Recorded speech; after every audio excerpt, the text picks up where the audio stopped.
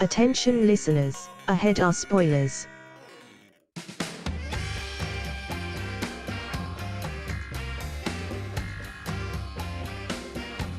Hello, and welcome to the Movie Trap. My name is Russell Carlson, and with me are my ghoulish co-hosts, Chris Boroff. Spike, get your ass back in here. Best name for a dog ever. And joining me, as always, is my other spooky co-host, Zach Powers. Always check your candy. Welcome to the Movie Trap. We on the Movie Trap, each one of us picks a theme, except for this one, because we're in the middle of our Halloween theme, so it went by a little bit differently, but just to give you a general rundown of how this is going to work, we have a theme, and then each one of us picks a movie based on that theme, and then after we've watched all three movies, we then vote with an allocated amount of points. Once we have watched all three, and whoever's vote wins gets to pick the next theme normally. Except on this one, nobody picked a theme, and we left it to chance with a 20-sided dice because it is our Halloween theme. So we rolled the dice with a bunch of spooky themes, and we landed on what we titled Seasonal Effectiveness Disorder, meaning movies based in or around the day Halloween. Previously on the Movie Trap, I chose the movie Monster House, the animated movie Monster House, which was whatever. And then now upon us, we are with Zach Powers' pick of 2007/2009 Trick or Treat horror movie back in the day. So I have never seen it. I believe my other two partners have seen it. So this will be an interesting discussion for me, I'm sure.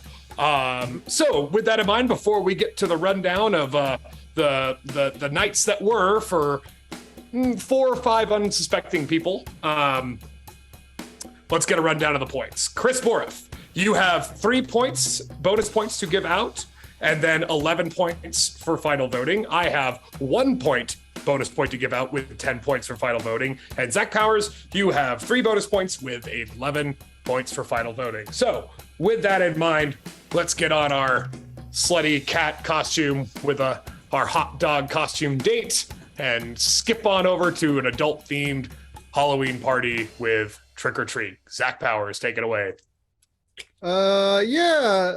Trick or Treat is a 2007 anthology horror film that was written and directed by Michael Dougherty, who also wrote and directed the film Krampus. He's doing some of those Godzilla movies that they have now. So that's what he's up to these days.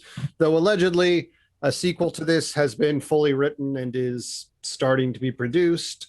We could talk about that later. The movie stars Dylan Baker, Anna Paquin, Brian Cox, and a host of some other folks that some of you whom you might recognize, some of whom you probably won't.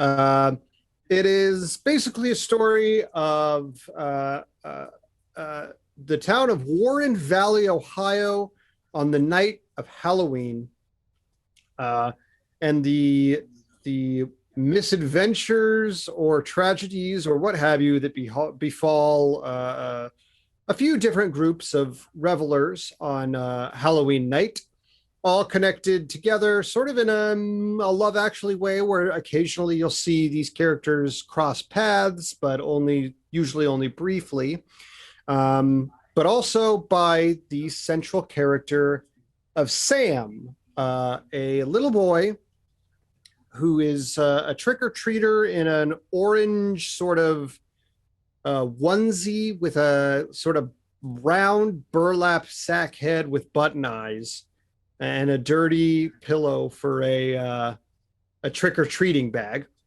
But the film opens with a drunk couple coming home from the Halloween festivities.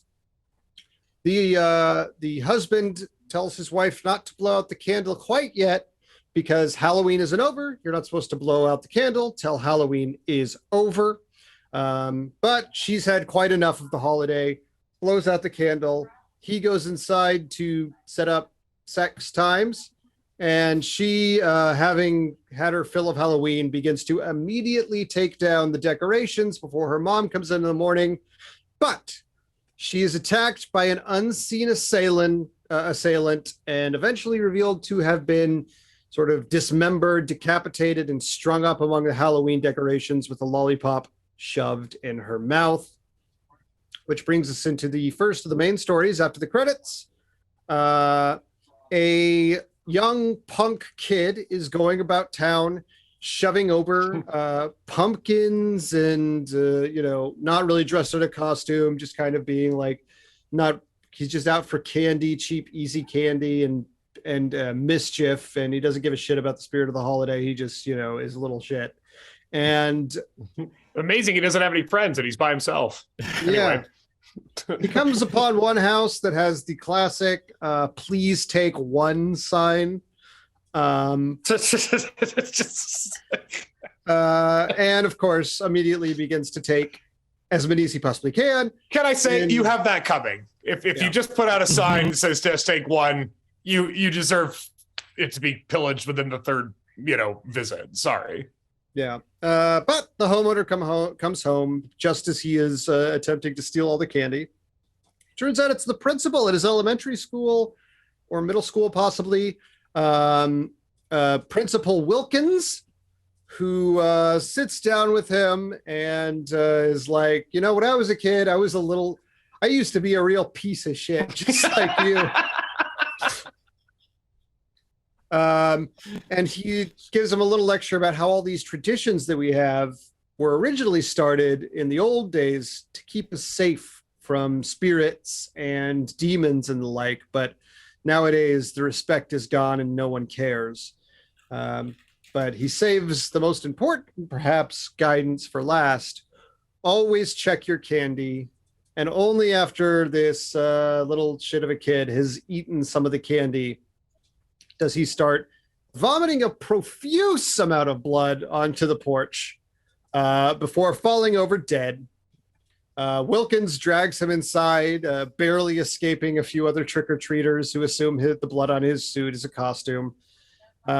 Drags him to the backyard where his neighbor yells at him for making a ruckus with his pit full of buried children. It's a very dark but very funny sequence. It's a very funny sequence. There's another kid in there who's still alive, and he cuts off his finger to throw to the neighbor's dog so he doesn't bark at him anymore. And eventually he manages to fill it in. Meanwhile, his son is also causing attention to come to him by yelling about how he wants to carve the pumpkin and how Charlie Brown is an asshole. And and so eventually we know this guy's a serial killer. He seems incredibly fed up with his son. He eventually goes back inside to carve the pumpkin with his son and lifts the knife over his son's head to start the pumpkin carving or to kill him, brings it down only to reveal the pumpkin that they're carving is the head of the bully. And he is kind of just teaching his son to continue on the family tradition of murder. At which point we move on to the second story. The story of there's four kids who are collecting jack-o'-lanterns from various homes. And eventually they come to the house of a potentially autistic schoolmate of theirs named Rhonda, who has carved a huge number of jack-o'-lanterns and is dressed as a witch. And they invite Rhonda to come with them to bring these lanterns to a sort of offering place. When they get to the quarry nearby, the leader, who seems to be a bit of a classic female bully, mean girl type, dressed as an angel, tells the story of the Halloween school bus massacre, in which a number of mentally disabled children in the town in the 50s or so, their parents, overwhelmed by the burden of taking care of them, hired the school bus driver that took them to the school for disabled kids to run the bus into the quarry and sort of kill these children instead of having them be sort of a burden on these parents anymore. The plan goes awry as the children sort of escape their shackles and trip the driver, and it seems like he goes into the quarry as well. But it also seems as though he potentially escapes the fate of drowning in the bus with the other children. As the flashback ends, they leave the jack-o'-lanterns down in the quarry as a tribute for the deceased, but it seems as though something comes bubbling out from the lake as screams start emanating. We hear the rattle of chains. We see the corpses of one or two of the kids and zombies seemingly chasing them down. Rhonda is terrified, trips over a ledge, hits her head, and when she wakes up, she realizes it was all an elaborate prank on her. They scared the shit out of her just for fun, particularly the mean girl bully leader.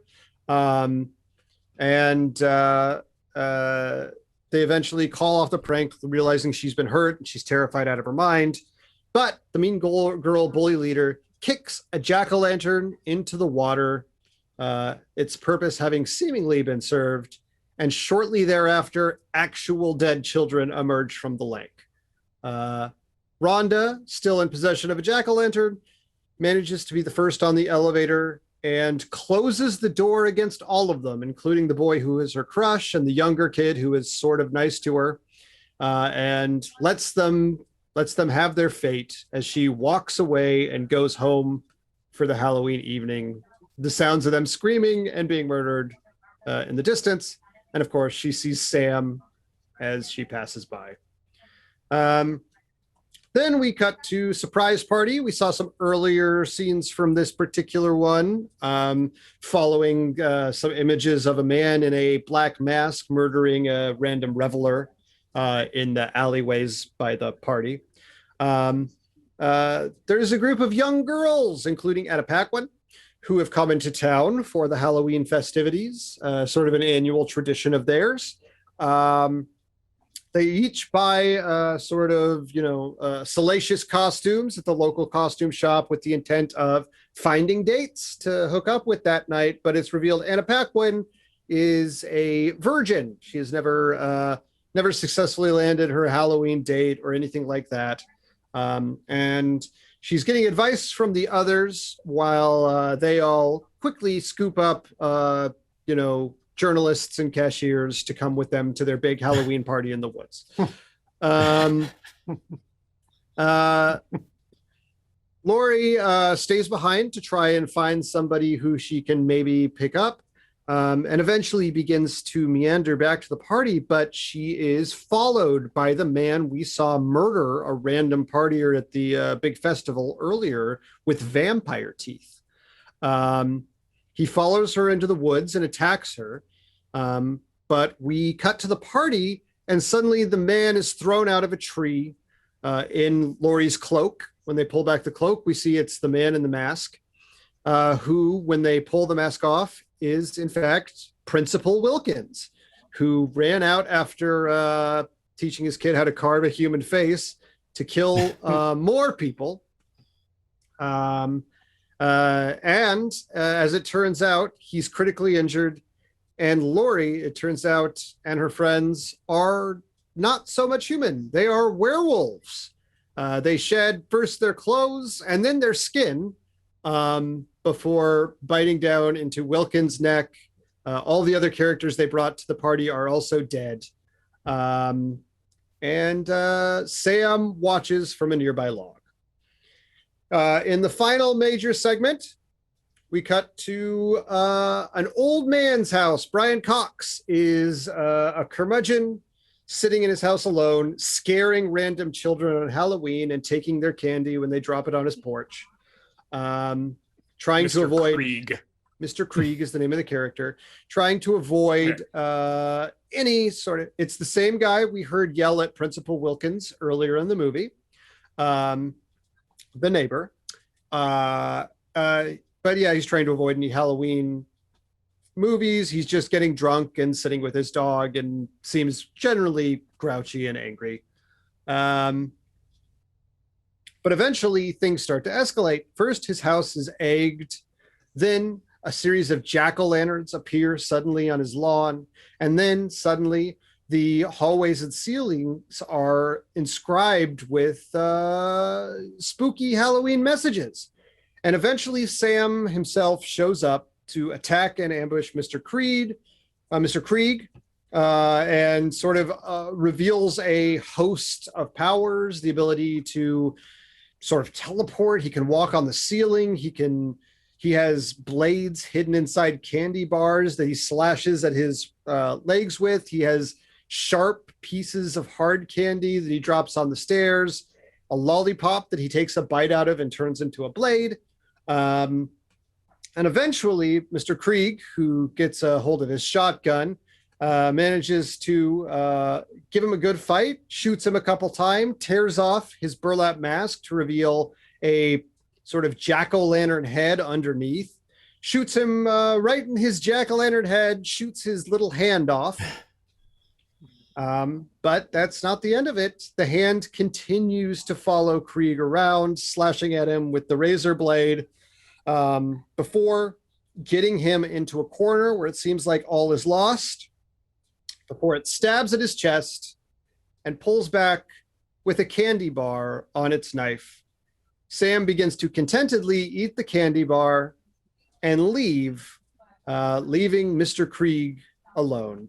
And for the rest of the night, Mr. Krieg dutifully hands out candy to any child who comes to his house. He spots, as the movie ends, the same plateau we saw at the beginning of the movie with the werewolf girls driving by, Rhonda walking home, the two revelers from the beginning blowing out their jack-o'-lantern, which angers Sam across the street, revealing he killed the woman in the first sequence. And he goes back inside before the doorbell rings one last time.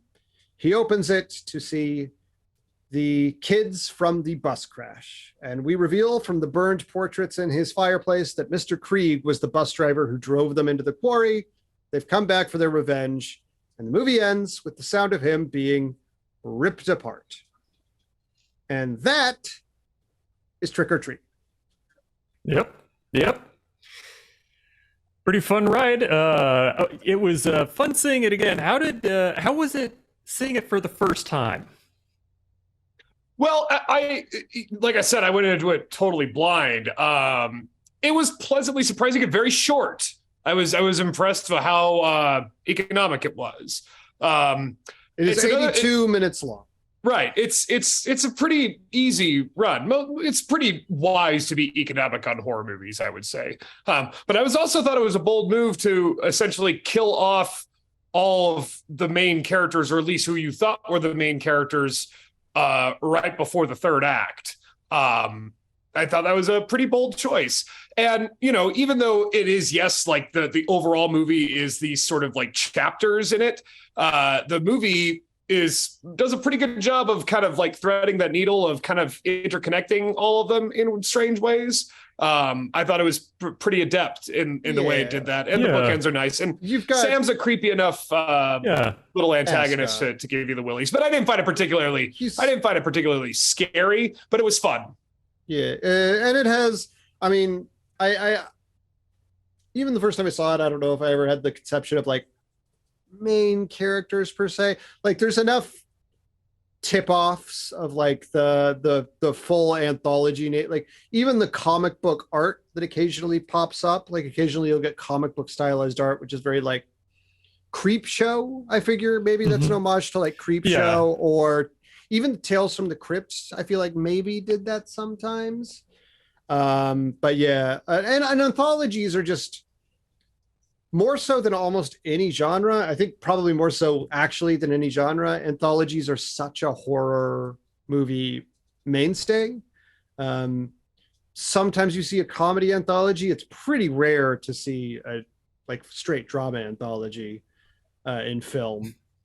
I've kind of noticed the same thing. It seems like one-shots and short horror stories tend to be what works best as portmanteau movies. The thing in this one that I thought was kind of unusual is that they all happened around the same area, like using characters from the other stories across, as opposed to, when you're watching a creep show and there's a hard delineation between stories.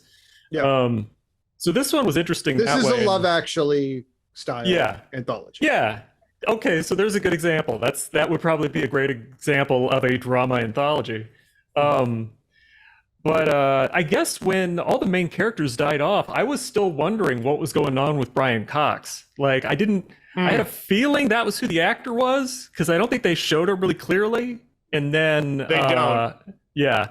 And then when it's actually his story, I'm like, okay. And then I kind of could see where it was going by the end, that, he of course was the bus driver and all that. So I was kind of set up. It's like, okay, there's going to be some sort of a comeuppance about to happen here. It was a lot gorier than I thought it would be. That was something I was surprised by. Like, for me, having watched like Creepshow and things like that, like, they're a little gory, but they're not gory in the same way. Like, you're not seeing a shotgun blasted hand come off or anything like that. Well, it's a handful of pumpkin guts. It's not even like real blood.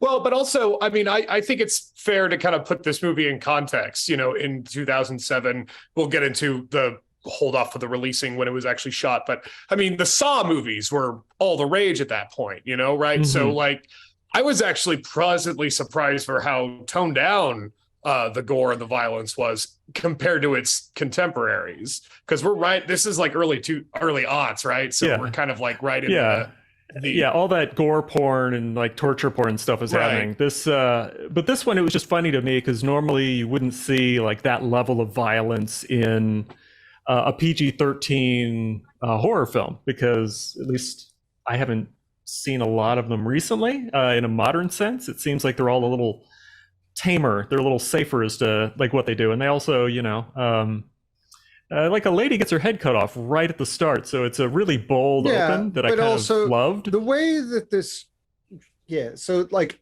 the thing about the gore in this movie also is the lady getting dismembered and her head cut off, that happens off screen. And similarly, there's that kid who pukes out his bloody guts. Everything, when you actually see her head and it's like that prosthetic with the sucker stuck inside, and when you see the kid throw up, there's an element of over the topness to it. Like, everything is a little silly. Like, even the gore is like it's not like real gore. It's a little bit silly. It's a little bit of a prop. Like, it's a Halloween decoration. It's a little over the top.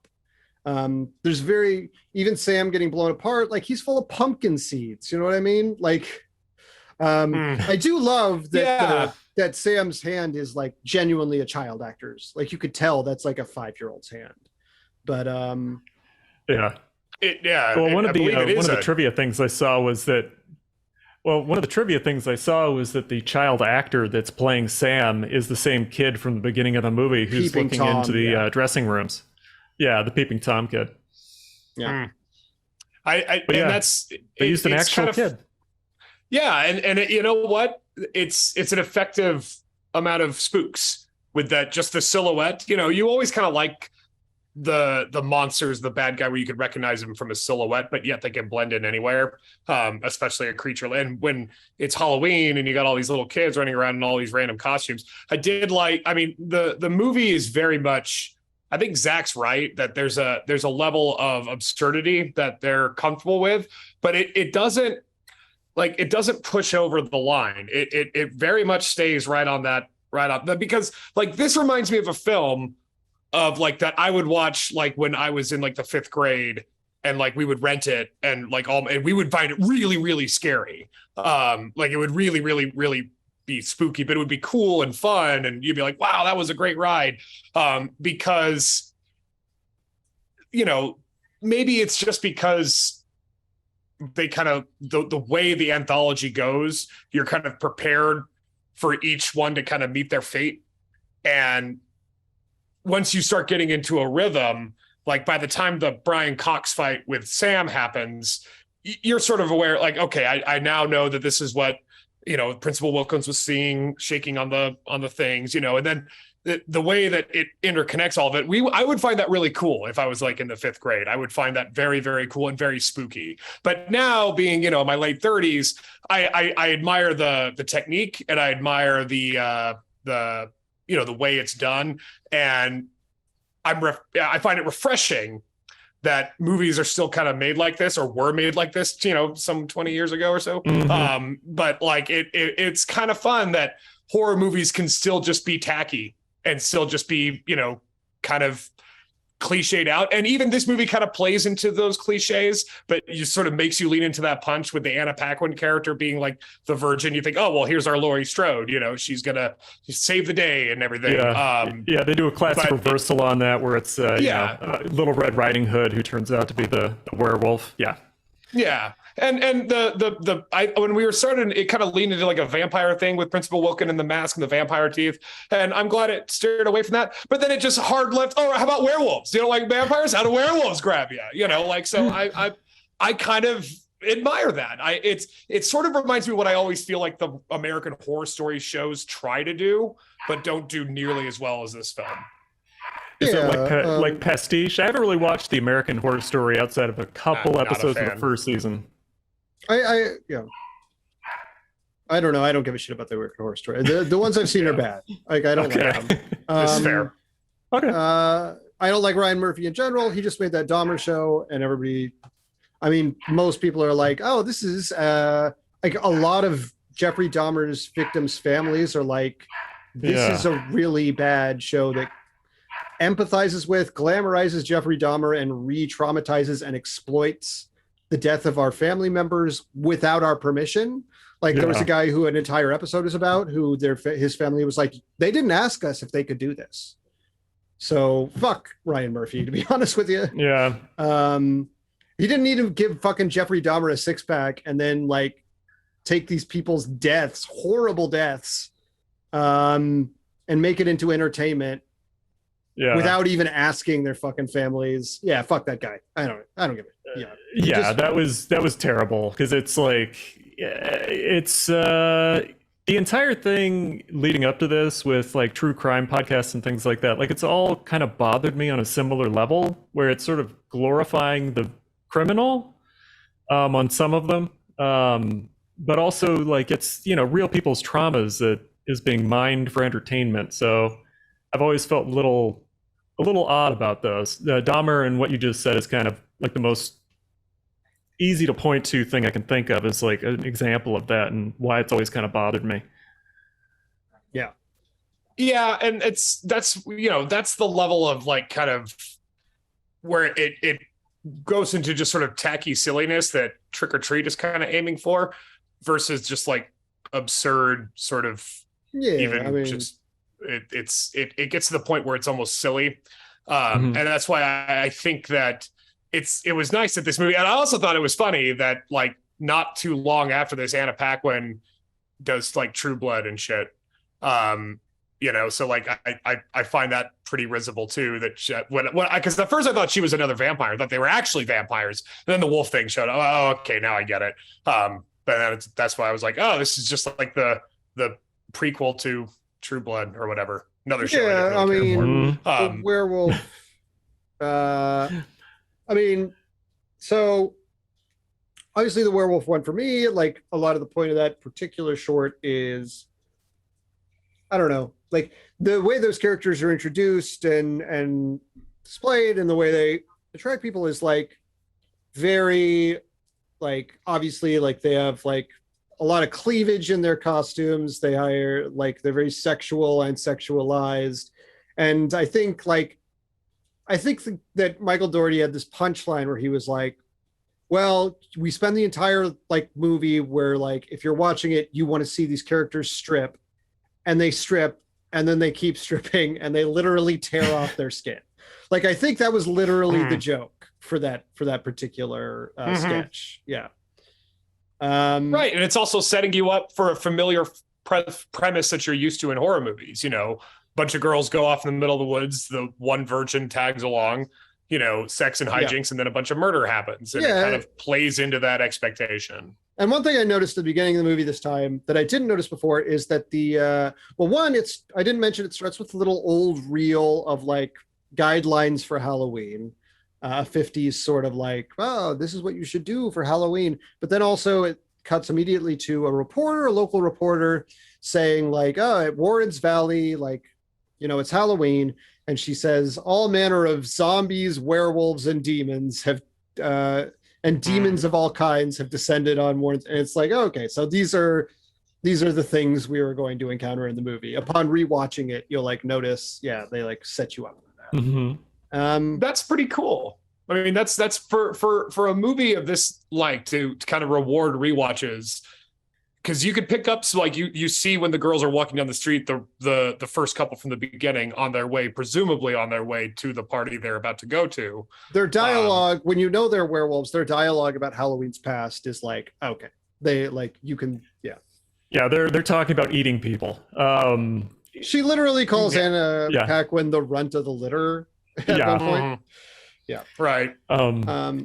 Why did this one just recently get a theatrical release? Like, why didn't it come out in theaters back in the day? I can't remember. I don't know. I looked up a little bit about it, and it's really just like from the trivia page on IMDb that like apparently Warner Brothers didn't want to compete with Saw 4 because they think Saw 4 would eat its lunch. They probably would have been right. And something to do with the fact that Warner Brothers was not happy about how Bryan Singer, who produced this, is a Bad Hat Harry Productions. And this particular writer or director, how they did Superman, because it was such a Superman Returns, the one with Brandon Routh and Kevin Spacey, not the Henry Cavill one, the Steiner ones. So they weren't, so that's just sort of maybe insider rumor mongering, but I mean, it was filmed in 2007 and it didn't get a DVD release until 2009. And it just kind of percolated since then. And I've just this year, it's getting a theatrical release. Yeah. So briefly, Chris, you've seen this before. When did you first see it? Oh man, I probably saw it around when it came out. Okay. I probably would have seen it in 2010, I think. So it was pretty recent. Okay. Well, the 2010 was 12 years ago. Well, I mean, recent to when the movie came out, not recent to now. I think I saw it pretty close to when it came out too, in 2010, 2011, something like that. I have watched this movie every October since I first saw it. Wow. I think this is more so than any other movie, the ideal Halloween movie. Like I think the idea of this movie is to be a kind of Christmas Carol for Halloween, more so than to be a horror movie. You know what? You brought this up last episode, and I've been waiting for you to say it again. You're getting a point, big guy. You're getting my last bonus point, because that's when you brought this up last. You said that last episode, and I'm watching. I'm like, fuck it, he's right. It's just exactly like a Christmas Carol. Like Mr. Krieg is like Scrooge, right? He's like the grumpy guy who doesn't believe in Halloween. And the thing about Sam is like, so there's scenes of Sam watching things, witnessing things, and there's people he takes vengeance upon and people he spares. And like his reasoning for doing so is always like, if it's not to do with morality is completely aside for Sam Hain, obviously being his namesake, but it's simply like, do you respect the rules of my fucking holiday? If you do, you can leave your friends at the bottom of the quarry. Yeah. You can leave your friends to die at the bottom of the quarry. I don't give a fucking shit. You respect my rules? That's great. You can have a fucking werewolf party. You can kill kids. He's not the one who takes down the serial killer. Like, I don't give a shit. Like, that serial killer didn't break my rules. And even when Mr. Krieg happens, like, the great twist of that whole sequence is, to me, like, he gets him cornered. There's the candy bar that happens to fall on his chest, and he stabs it. And when he has the candy bar, he's just like, okay, like, great. You did what you're supposed to do. That was the deal. That was the deal. Yeah, he's a great example of like a lawful neutral. like not going to interfere either direction. Just dead down the center. It's got to be the rules. Yeah. I think that Sam, like in that way, is like, he is like the perfect sort of avatar for Halloween, and he's been adopted as such by a lot of people. I think this movie, like, more so than just being a straight horror movie, and more so than even Halloween itself, is like, the reason people like it is if you're a fan of the holiday of Halloween, this is like a movie for you. It's like, yeah, like this is what you watch on Halloween night to be like, if you're the kind of person who carves a jack-o'-lantern and puts on a costume and does that kind of shit, it's like, this is why you love the holiday. Like, it is the same way people watch certain Christmas movies, because Christmas has these feelings for them. And it's not just about the quality of the movie, it's about the feeling of capturing the holiday. Very few Halloween movies even try to do that. And this movie makes that like its goal. Yeah, it's I agree with that. It's a movie that really feels like it's got all of the parts of the holiday in it, like all the iconography being used as characters in it. You've got, you know, your wolfman, you've got your vampire, you got ghosts. And it's interesting to me, they talk about doing a sequel to this, but I don't know how you would, because it seems like I don't think it'd be impossible. They recently, Michael Dougherty has said that they are actually starting production on a sequel. I have not seen any news from like a studio on this, but Michael Dougherty, who has done like big movies since then, so says that it is the case that they are getting the ball rolling on it. He spent apparently a long time writing this script. Might be great. I'm kind of hopeful. I kind of think that none of the cast is coming back. Yeah. No one is coming back from the original that is fine with me. That is just fine with me. That is not that once you realize, again, because I mentioned at the beginning of the show when we were talking about all the characters pretty much being gone or monsters more than halfway through the movie, but you still got a good chunk of movie left. Who gives a shit? I mean, that makes it clear that, like, don't get attached. You know, like, even if you think this thing is one thing, it's going to end up being another thing by the end of it, and it won't matter. So I think actually it has a potential to be great, actually, because isn't that VHS movie kind of similar to this, where it's kind of like an anthology? It is sort of. I've never seen it, but like I've heard about it. VHS is different in a certain regard. One of the things about VHS is it is an anthology. There's a framing device of like somebody goes to a cult compound or something and find a bunch of VHSs and plays them, and they're all different stories. So it's not, I don't think it has the level of interwovenness that this does. Like, there are side characters that will show up like in the middle of different stories. And there's little nods. Like, so there's a scene where the kids are collecting jack-o'-lanterns, right? And they go to their teacher's house, and one of their teachers is in a hot dog costume. And later at the werewolf party, one of the werewolves is rolling up an empty hot dog costume, clearly of a victim. Like, it's stuff like that that's like really fun and interconnected that you would never do in VHS, in part because once they play the VHSs in VHS, it's a short film made by a different director. Everyone is made by a different director. There is no singular vision like this or creation. I see. It's more like a party mix or like a mixtape. Okay. And also it affects the quality of them are variable. Like some of them are dreadful and some of them are okay. Yeah, and you can also see some pretty big cliffs in terms of like who the big name director was, and then you go to some other person who's a lesser known person, and their budget is clearly like a tenth of what the last short was. And it's like, well, this all takes place in a car. I'm like, okay. See, and that's why I think this movie kind of stands out as, you know, it's easy to kind of, it is trying to be an anthology movie. Like, there's a little comic book placard that says 4 stories and whatever, even though there's 5. It doesn't feel like it. It feels like it's a world. And now you know what? It reminds me of Pulp Fiction in a way, in that it's a world that it exists in this world, and then you're just gonna jump back and forth in between these worlds, you know, and the timing of which will feel like a cheat, but the fact that it's really more like a novel almost, where you're like, hey, you know, Wilkinson saw the neighbor crying for help and thought, fuck that old grumpy man anyway. I'm gonna actually give you a point because I think that's almost a better point of comparison than Love Actually, which was probably just trying to do what Pulp Fiction did. Pulp Fiction is an anthology movie. Like, it's an anthology movie that interconnects in a clever way sometimes, but yeah, it's the exact same thing.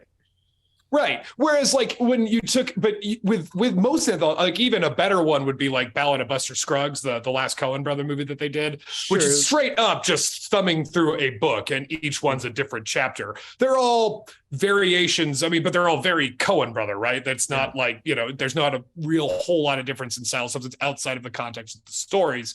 But that's all the connection. There's no interconnectivity between any of those stories in Buster Scruggs. Yeah. So I think it's actually quite difficult to do what this movie did, and keep it entertaining and keep it under 2 hours. I think that is pretty impressive. And again, this is a movie, like, when you rewatch this, it's not just the thing I mentioned earlier. There's plenty that you notice going through this movie again that you don't notice the first time, because when you know what's going on, like, the thing I mentioned was just something I really only noticed for the first time this time.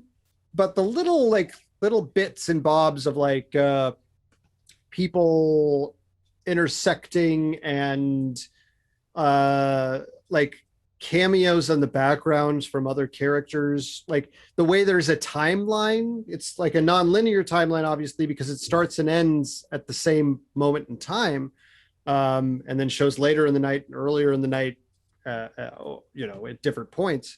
Like, yeah, there's a lot of like little clever touches in this. Briefly though, I don't think I imagine neither of you saw it. This, before it was a movie, was a short animated film called Season's Greetings.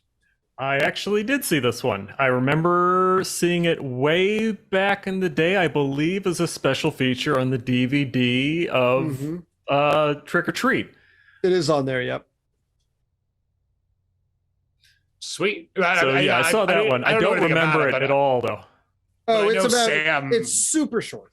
It's 2 minutes long. It's animated.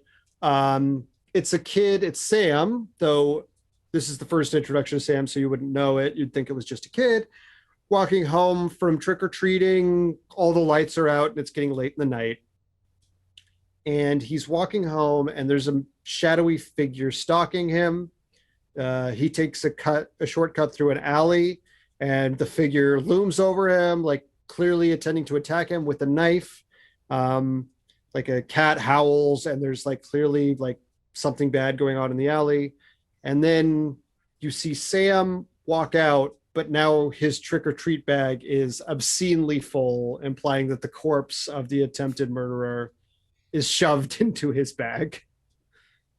And that's basically what it is. That okay. Yeah. That's so, like, you know, again, he's created, you know, this figure in Sam. So I mean, you could very easily see doing a sequel to this and having nothing to do with the previous movie, but still have Sam be almost Sam like would have host. To be there. Yeah. Yeah. I mean, he's your host almost of the evening. Yeah. He's definitely the crypt keeper. Yeah. Right. Yeah. This director, when you told me about the short, it just reminded me, this director also has a YouTube channel that I checked out. And he has another short live action Season's Greetings for like Halloween 2009 or something, or 2012, something like that. Anyway, it's a short film about Sam. It's literally 2 shots long. It's just kids waiting at a bus stop, and then the same gag you just said. The thing pans this way. Sam waves at the kids. One kid waves back. The rest of them laugh at him. And then the next shot is Sam with a gigantic bag of the kids, basically. And then it says, you know, Season's Greetings, be careful on Halloween, something like that. I think I hope he does it. I mean, I think of the pool of talent that he could probably get now, you know, like, and even if it is just like a straight to, now there's more avenues that he doesn't have to release it theatrically and can still work pretty good, you know, like, the thing about this movie is, it is a very much a cult classic. I went to Obviously, we're going to have somebody on a little later who is a big fan of this movie, who is so young that, like, when it came out, I don't know how young, not born. I don't know the age of that person at that time, but but also when I went to a party the other night, right? I went to a party Friday night, and one of the people there was wearing like a trick or treat hat with Sam on the side. You could find fucking like trick or treat merchandise at, like, I mean, as much as Hot Topic still exists, but also internet sites, like, it's a dime a dozen. Like, this is a cult classic. This is they just got to deal with Spirits Halloween. You can find tons of Sam stuff there now. Yeah, like, this is genuinely a big. It's kind of strange too, because we're gonna have a little interview with the Movie Trap's biggest fan, who's also a huge fan of this movie, and she was 11. She's 11 now, so I mean, she was born probably right when this movie came out on DVD. Right. I can't do math. But so it's interesting how much with a movie like this.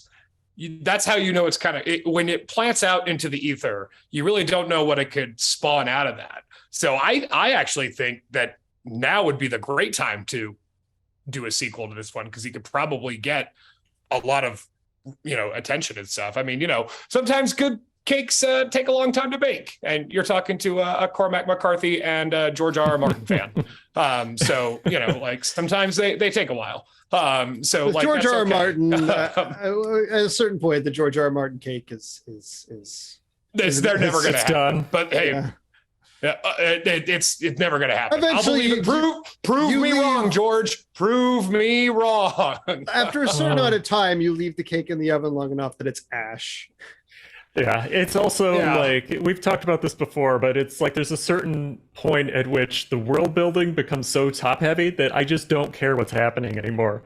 Well, and that's what I appreciate about this. We didn't get any explanation to what Sam is. We don't know, like, you don't know a thing about Sam. Who cares? You can tell. You don't have to have like a lore explanation from where he came from. You know what he's about. You don't need anything else. That's right. Yeah, but you don't even, there's not even a whole lot of backstory into like the four kids. Like they just kind of go onto their little adventure. There's not a lot that you really need to dig much deeper, but you don't need to dig much deeper. It gives you just enough to understand the world you're living in. More so than I might even say, like there's things that, like, if you were really like trying to nitpick this movie, there are things that you'd be like, well, that doesn't make sense. Like, how did Mr. Krieg just like live his life after that accident? I don't know. How is this serial killer, Principal Wilkins, who is not the best at like hiding his crimes, and clearly a prolific serial killer, like, how does he get away with this? And stuff like that. Also, there's one shot in there that I didn't understand what was happening. It confused me when I watched it this time. When he comes up and he stabs down with the knife, when they show the shot, what was he stabbing at? Like, what did he stab? The head. The head of the boy. No, it wasn't in the head. It was like next to it, wasn't it? Well, he pulled it out. He pulled it out, and then he gave the knife to the kid. Yeah. Well, I'll tell you, if I had to give this movie any notes, if I'm going to be really nitpicky, didn't love the choice of the Marilyn Manson song at the werewolf reveal. Didn't love it. That one definitely, like, okay, this movie was definitely made in the early 2000s, and this is still like the creepiest song that anybody's heard, and it's stupid as hell. You could have taken, I don't know, any song, Werewolves of London, and I would have been fine with it. Like, I don't know. Yeah, I didn't love it. They used that song in 13 Ghosts as well, the terrible remake that came out, and it's one of those things that every time it comes up in the context of a horror movie, it's usually the thing where I'm like, nope, I'm out. Yeah. But so you got to be there's smart. Enough going on in this movie. I was willing to go for it. See, if you're gonna do Marilyn Manson, you got to be smart like David Lynch and have him cover a Screaming Jay Hawkins song at the end of fucking Lost Highway or whatever the hell that was. I'd say in the year of our Lord 2022, no longer give Marilyn Manson money. He's a bad person. Hey, you know what? Yep, pretty scummy. And yeah, that's not even that great of a, anyway, could have chosen anything. Rammstein. I didn't give a shit. Yeah. Like just anything. It could have been Public Enemy's Fight the Power for all I cared. That is just felt like that's one of the things that took me out of it. Maybe just because I'm an old curmudgeon now. I'm an old man where I'm like, God, this fucking song, it's chasing me my whole life. Well, part of me also feels like it's a little dated now. It's one of those things that watching the movie, it had a very, the sense of style, even the lighting and how they used the cameras and everything was that really tan or sepia toned light. Like everything had to have that vapor color of light at night to make it look spooky. And all that color style and all that just reminded me so much of like 2007. So it was an odd thing to look at it now, having given it a little bit of time, and then realize just how much it was of the time it came out. Like The Descent. The Descent has a lot of that too. If you go back and try to watch it now, it's very clearly a movie that was right at the end of like the 90s into the 2000s for style and everything else. So shit. I mean, even fucking Lord of the Rings had that in some points and during Fellowship, like shit. But I didn't mind it for this one. I actually kind of enjoyed the full visual experience of this film because I was impressed with how vivid it was and how like very much like Zach says, just like warming up to Halloween like it's a warm, comfy blanket. And they just like, I kind of appreciated that. Is enhanced by this sort of orange glow of these sort of Halloween lights. Like that semi-tone, often it's just like because that contrast was very popular at the time. But this is like this movie is orange like the fall in like many ways. And or like a pumpkin. Or like a pumpkin, yeah. And I think that that's a perfectly valid, I think it works perfectly good for what this movie is. Like it's attempting to be the movie about Halloween. More so than Halloween, which is kind of about Halloween. Well, yeah, sort of. That really is just about babysitters getting killed. That's what Halloween. Yeah, if we ever talk about it, there is a shit ton of John Carpenter in this movie, though. I mean, there is a shit ton of John Carpenter in this film. All over it. There's like direct scene call-outs. Like, you got to be fucking kidding me when the hand crawls by. It's like that's plainly the shot from The Thing. Yeah.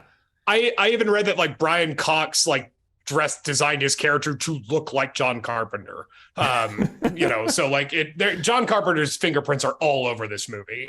So you know what, if you gotta steal from anyone, that's the guy I'd go for. If you're trying to do a horror movie like this, I'd probably pick from that as much as I could. But what it doesn't good. Can I say an unrelated thing about Halloween Ends, or sort of like the recent movies of Halloween? Sure. So I haven't seen the least recent one. It doesn't matter. It's not a spoiler. Okay.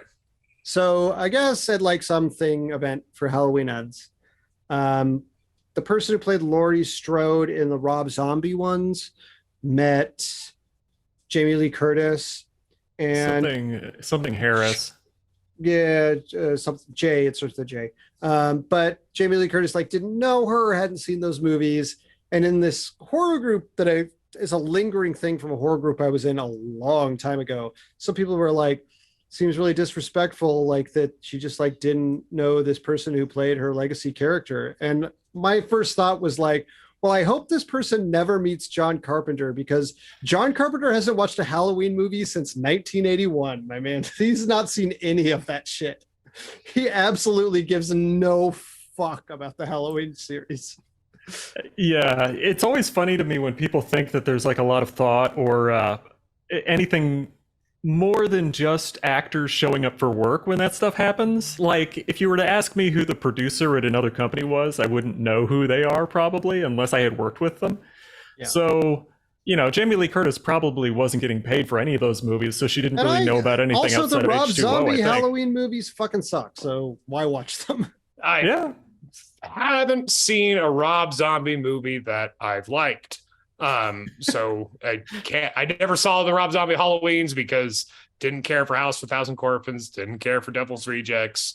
I liked all the movies that they were ripping off of much better. Yeah, So he sorry, had a moment in the we can- 2000s when people were obsessed with him. I never really got it. But that's what. my So point is, John Carpenter doesn't give a shit. Like, John Carpenter is just like, no. he wants to sit at home and play video games and maybe write music occasionally. That he wants to go to Coachella and shit like that, that's so, but he's earned that too. That's where this film, which is a lot of winks and nods to Carpenter, and you can call it blatant ripoffs, even though Carpenter kind of anyway. I think that when you play into a trope like a horror movie, it's sort of you sort of have to just either embrace it, or don't do it at all. Try to do it something. Don't try. So you either have to embrace the mimicry of the precedent films that the movies that came before you, or pretty much, I don't know, do something completely different, which I don't even know how you would do that in a horror movie nowadays. The Scream approach, the first one. Mm-hmm. But I mean, I don't know what did it do. What would you say that? Well, because that's Wes Craven too. I mean, he's an old hand at that point in the 90s. But it clearly was it was, mimicking the slasher genre. It was building upon it. It was, like they embraced where it's hard the to build story came from. Scream was probably, and I would put an argument that this one should be up there with the pantheon of sort of like slasher movies if it were more like a slasher. It really only turns into a slasher movie at the end. With the fight between Krieg and Sam. Everything else is not really a slasher movie. It's different movies. But I think Sam should be up there as far as the pantheon of slasher scaries. I think he's great. He is. For a lot of people, he's very popular. He's more of a Pumpkinhead than Pumpkinhead ever was. I'll say that. Yeah. Because I was disappointed when I was a kid and I saw Pumpkinhead and it was not a monster with a pumpkin for a head. It's just some fuck off alien. Anyway, well, I think it's definitely one of those things where the character is just enigmatic enough to be fun and to make you wonder what that guy's going to get up to and such like that. Right, and that's where Scream's different because it's more or less a mystery. Who is this killer? And every time it's a reveal. It's the Scooby-Doo thing. So like it's a little bit different than, because you know who Michael Myers is. It's not like it's a fucking mystery. Friday the 13th is a little bit different. Same thing with Freddy Krueger. The whole big twist allure, in my opinion, of Scream. The big twist with Scream was the fact it was two dudes. That was a big surprise because you usually expect one dude to be the killer and there's two characters. If we ever talk about Scream, we can talk about Scream because I have a lot to say about Scream. But anyway, I don't want to talk for 15 minutes about Scream on a non-Scream episode. Right. That's why, even what I was impressed with Trick or Treat with Sam is when they took the mask off and I did not expect it to be like a pumpkin monster. That I did not see coming. So I appreciated that that gives this monster a lot more of a disconnect to. I don't have to feel sorry for Sam. Or you can feel sorry for Sam because he's just a little guy. He's just a little tyke. He's kind of adorable. He's a spirit beyond ages probably, but he's small in form. Right. Yeah, that's right. Yeah, right. But certainly something you would give candy to on Halloween. So that's what I really I like how when he walks down the porch and his bag hits the steps, you hear the meowing of a cat in pain. Well, I wanted to say though, I didn't catch this until I read about it afterwards, but Sam, it does give you a pathos to how Sam has a candy bar razor blade, is the fact that Principal Wilkins put that razor blade in the candy bar, and he's doing the exact same that I've heard about my whole life, that people put razor blades in candy. It doesn't happen, it's fake. Yeah, it's always been never happened. But it's always been this canard. So I love the fact that this movie did that as the murderer's weapon. That it's this fake thing that's not real, but if it were real, let's make it cool. Yeah. I dug He's got that, and he's got like a sucker that he takes a big bite out of, and it becomes a blade after he takes a bite out of it. Yeah. That was a very fun thing with Michael Dougherty did. Like he did that eventually with Krampus as well a little bit, which was a similar thing where he kind of took Krampus has a lot of spiritual similarities to this movie, though it is one story. Okay. Yeah. I appreciated that too, because what nowadays they just say, they're just going to lace it with fentanyl or whatever, some other bullshit. Because there's one thing I know about drug dealers: they love giving their drugs for free. Yeah. Big fans. They just hand it out like candy. Oh yeah, and it's so cheap. The edibles out here are so cheap. Right. It's not like it costs $50 to get a bag of gummies. Right. Yeah. Fuck you, kid. Get your own gummies. I got mine. I'm not giving you my goddamn gummies. Fuck off. So I guess that could bring us to final thoughts. Because I guess I'll go first because I was the first one to go, and I'm just going to do it. I really love this fucking movie. I'm glad I watched it. It's why I do this podcast, to see movies because I'm not the biggest horror movie fan in the world. So this movie was fun. It was a lot of fun because mostly I appreciated what Zach said, and maybe that just stuck with me while I was watching it. But I also appreciated how it's trying to do a lot with doing very little. It is accomplishing all of its goals adeptly. I mean, I would even say in some cases masterfully, to thread the needle of an anthology film while still feeling like this is a cohesive movie. I think it's very hard to do, and you have to know what you're doing, and you have to know exactly what kind of movie, what your movie's going to fucking look like. And the movie was only shot in 40 days. Like most movies like this, horror movies, they're not going to give you a lot of time and budget. So you got to know, especially with how many visual clues there are to what is happening in the actual movie.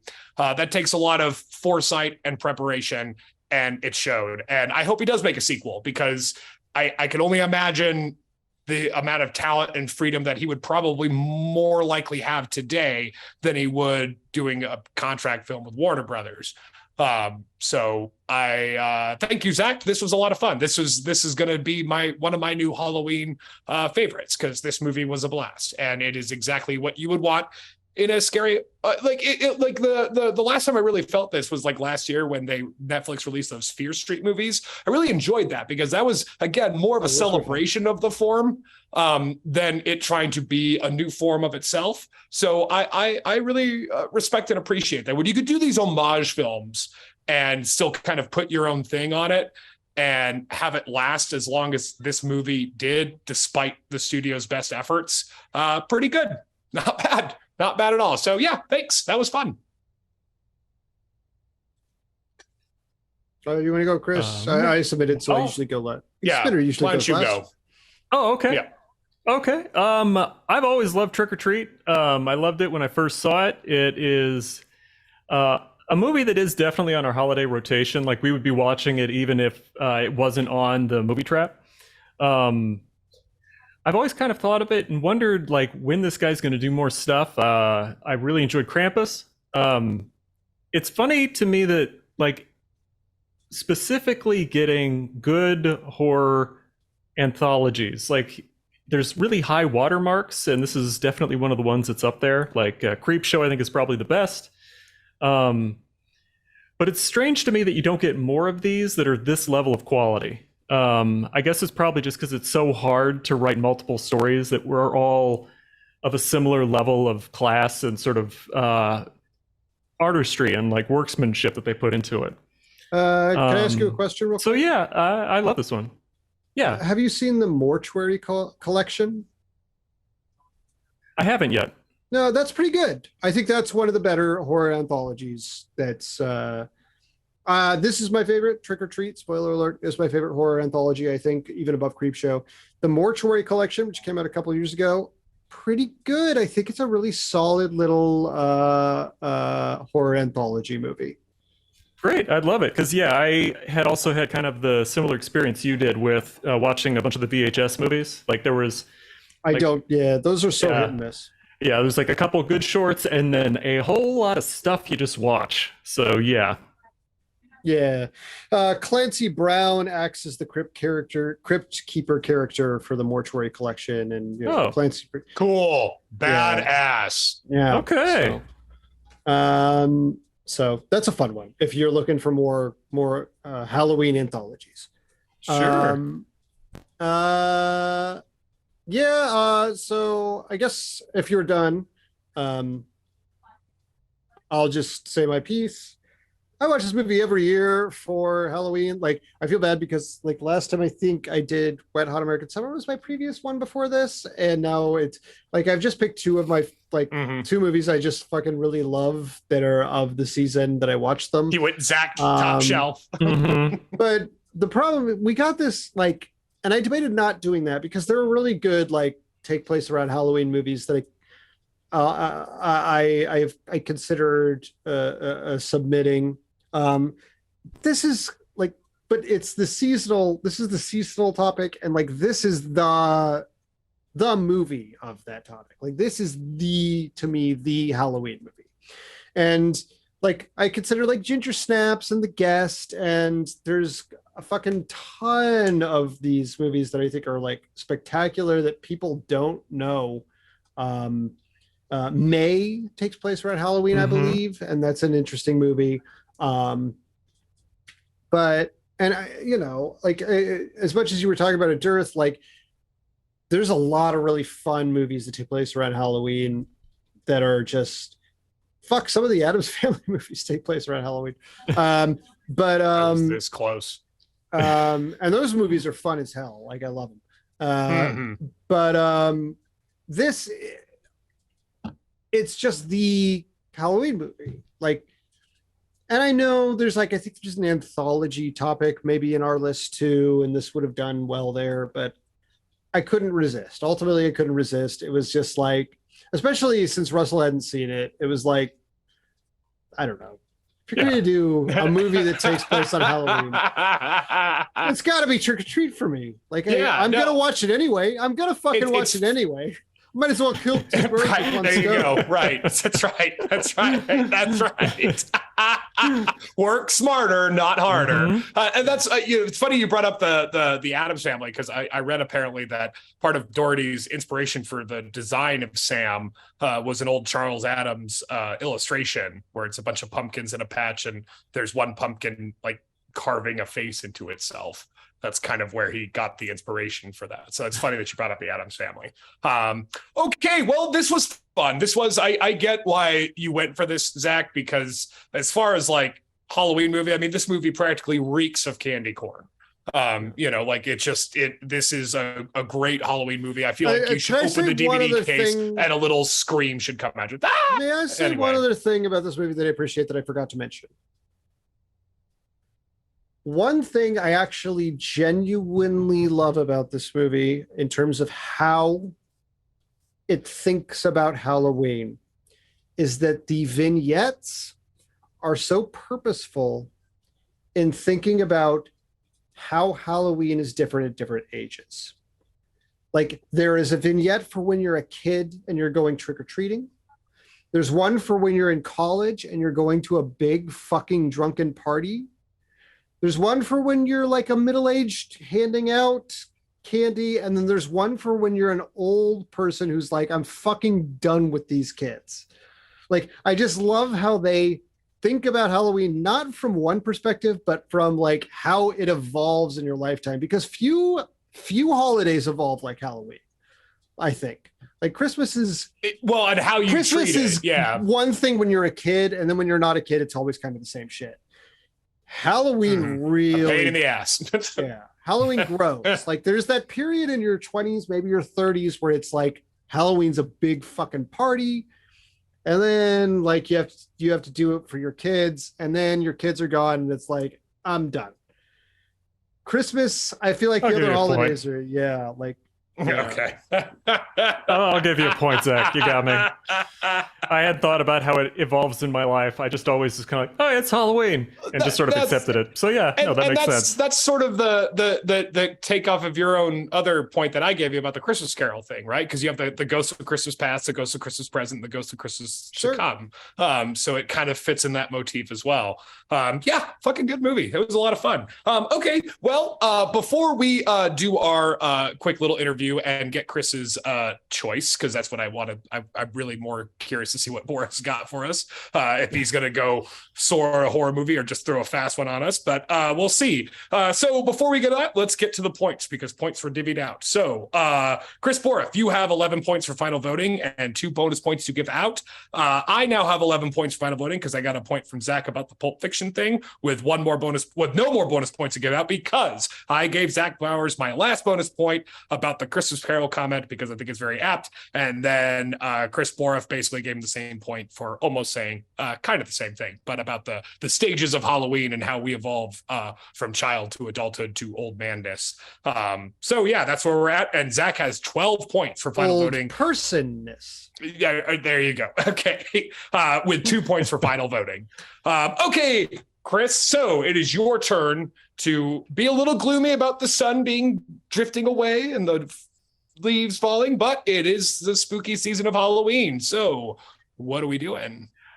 Okay, so I was chatting with Zach about this right before the show. It was actually super stressful for me trying to figure this out, because Trick or Treat is a pretty high bar to even approach, but at the same time, it also is a little freeing in the fact that it is a high bar. So picking out a holiday movie that would be either based off Halloween and not be scary, that one was too hard for me. I tried a few, I looked at them and I was like, I don't really want to force us to watch Mr. Mom, as much fun as it would be. And as much fun as it would be to force you guys to sit through the Munsters movie that just came out, I decided let's do something nice. Let's do something nice for the season. So I'm going to pick a movie that I don't know if you guys have seen. You guys might have seen it, might not have seen it. A lot of people have kind of ignored it, in my opinion, when it came out, because it got caught in the wave of nostalgia that was happening. Like the It movie came out. Hocus 2. Nope. No. Oh, God. I did see that one, and that was a bit. No. I'll just say it. I want to do Scary Stories to Tell in the Dark. Okay. I haven't seen it, but it's been on my list. I was this close to watching it earlier this week. So, yeah, my opinion on this. Isn't that Del Toro? He's a producer. He's a producer on it. Okay. The director is a guy named Andre. I can't pronounce his last name. He did Troll Hunter and a few other things, like the Autopsy of Jane Doe. Andrea Autopsy of Jane Doe, also a great horror movie if you're looking for one. Brian Cox, major character in that film. Yeah, all right, sweet. Get another one of him. What a dude. What a guy. Yeah. Cool, and this will be kind of, is this like an anthology? This is going to be kind of similar right? Kind of I like would an say anthology. this is similar, but I would this say is it is Andre opposite. Orvidal, not Alejandra. This is Andre Orvidal or Orvidal. I would say weighting of the storyline in terms of having a small bookend story versus having a large short story. I would say that this one is basically, the whole movie is the bookend. So it's higher quality than it needs to be, in my opinion. It was whenever I have seen Paddington Bear or the Paddington movies, I'm always impressed by how good they are and the fact that they don't need to be that good to have sold tickets. In this case, this movie, I think it's better than it needs to be, because it's just the books, right? So you kind of get the idea it's going to be an anthology. Listen, if you remember the pictures from those books, you're of the right age. Like, that's pictures, I'm not going to lie, better that's about stories. Couple of the better stories, but the pictures are what stands out to the me. Pictures are better than the stories almost universally in those original books. So. Absolutely. Okay. So I do kind of know what I'm getting into, but I have never seen the movie. But I do remember the books when I was a kid, when I was a wee one. Okay, that was like a couple of years ago, right? That was only like 2019 or so. 2019. Yeah. Okay. Yeah. That's okay. Alrighty. Okay, cool. Well, tune in next time for Scary Stories in the Dark. We will round out our seasonal affective disorder about Halloween and fall, and then we will vote and choose which one of us gets a bonus movie. So that will be fun. So tune in next time for that. And also, I don't know how we're going to do this. It might just be after the fact, or might be its own little video feed. Tune in. We're going to be interviewing one of our biggest fans of the Movie Trap podcast, who's also a big fan of Trick or Treat, who's also has the benefit of being not a grumpy curmudgeon like the three of your stalwart hosts. So tune in for that. And yeah, so with that in mind, I have been Russell Carlson, and I have been joined by Chris Boroff. Always check your candy. And I have also been joined by Zach Powers. Charlie Brown's an asshole. I do want to say, Spite, I'm going to say it again. Great name for a grumpy old man dog, right? Is just named Spite. That's great. Fantastic. All right. Well, tune in next time. And as we always say here on the Movie Trap, Diane Ladd is too young to play Chevy Chase's mom. It's the Movie Trap Promise. Welcome to our little bonus episode for the Trick or Treat episode, because with us is one of the Movie Trap's biggest fans, Melo. If you want to go ahead and introduce yourself, go ahead and tell the world who you are. Only. Okay. Yeah, that's right. That's right. Well, I'm Melody, but everyone as a nickname calls me Melo, so that's fine. Okay, Melo. Cool. Well, you're a fan of but you're also a big fan of the movie Trick or Treat. Tell us when did you first watch the movie? Because it came out like almost before you were born. Yeah. 2007 or so.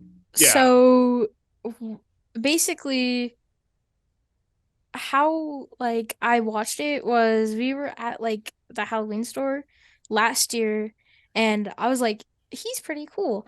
I think I want to be him for Halloween. And then we watched the movie, and then there it was. I was him. Okay. And you just liked Sam the way he looked. I just loved him. Really? Were you surprised in the movie when the burlap sack came off and it was the pumpkin head? Is that what you were expecting? Or did you already have that spoiled for you? No, I did not have any of it spoiled for me. But I was very surprised when he pulled off, or got the mask pulled off, and then he was a pumpkin. I was like, oh my God, that's crazy. Since this is your the movie and you play the character, did any of the things in the movie actually scare you? Was there any moment where you're like, oh wow, that was scarier than I thought it was going to be? Not really. I barely get scared by any movies. Really? Is there any movie that did scare you? Can you think of a movie that actually did give you the heebie-jeebies? Probably it, when there was a one very one scene.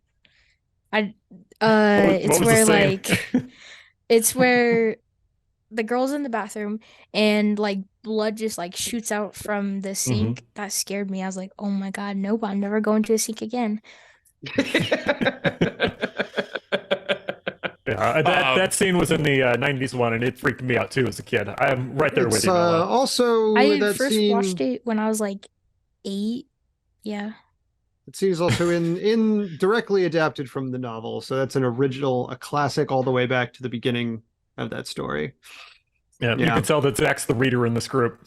Yeah, at least I reread it for the Halloween season, so I'm pretty fresh on the novel. So he's fresh with it. Anyway, but scary movies are kind of your bag, though, right, Melo? As I understand it, because we just had a birthday party for you, and it was all Halloween themed. And I'll ruin it for everybody that my wife and I were the only one who followed the instructions out of the adults and came in costume, and we felt like morons. But we had fun.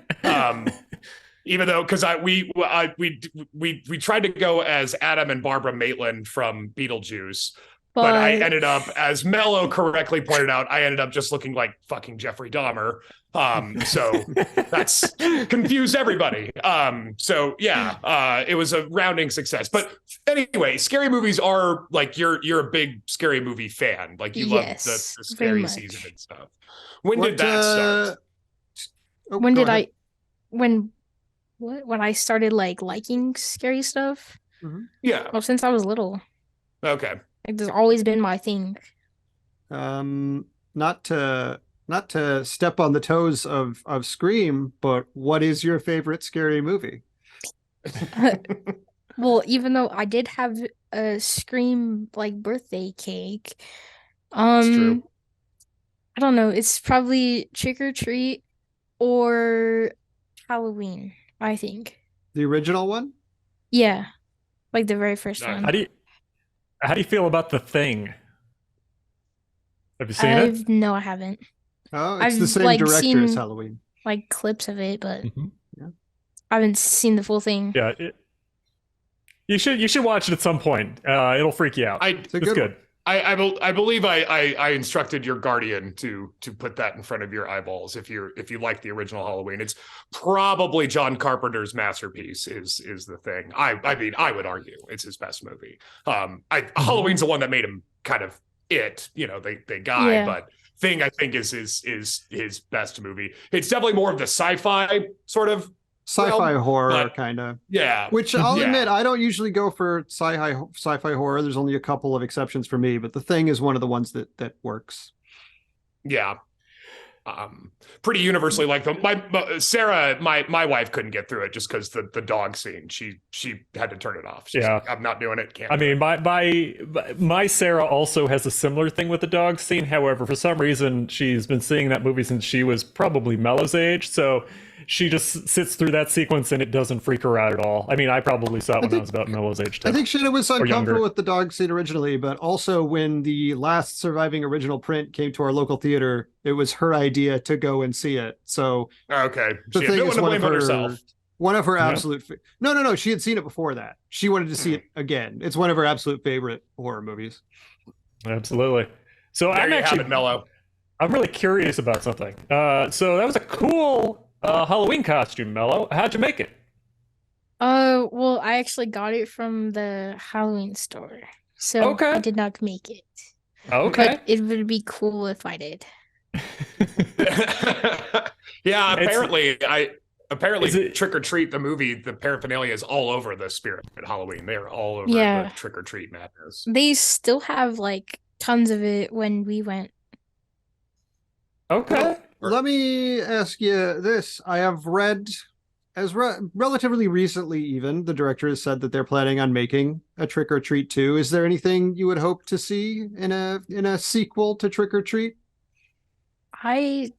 I don't know, like the first one was like so good. They got all the stories, they got everything in like one movie, and I think they just like did a pretty good job with like the first part. So I don't really know if I would like to see anything like in particular with the second. I think I'm in the same boat with you, Mello. Like, because it's one of those things. Like, it's a high watermark, and I'm like, I don't know, man. I don't know if they're going to be able to top this. Like, it's going to be another story of short stories. I just don't know. I think one of the things they could do if they just go absolutely batty with it, like they did with Texas Chainsaw Massacre, right, and just make the sequel just totally not anything like the first one. Yeah, I think they you know. probably are gonna bring Sam back, but I would bet that no other characters are gonna return. Yeah, Yeah. I think that's probably fair. Because again, Sam's more like the narrator almost. He's the Yeah. hostess with the mostest. It's kind of like Creep Show and Creep Show 2. Like, I think they Yeah. brought like a version of the Creep Show guy back, but it was just Tom Savini and like weird makeup. Yeah. So it was a different vibe and a lot cheaper. And then at least with the Tales of the Crypt movie, the Crypt Keeper just shows up at the beginning and the end, and that's it. Mhm. He's not even in the damn movies. I mean, he's in it for the beginning and the end, but that's how it was in the show, so I guess it worked. So Mello, if they were to make a sequel of Trick or Treat and it brought back Sam, do you think there's any burning questions you have about Sam? About like what Sam's all about? Yeah, probably like maybe they could explain like with a backstory about him, like how he first, like why he wears the mask.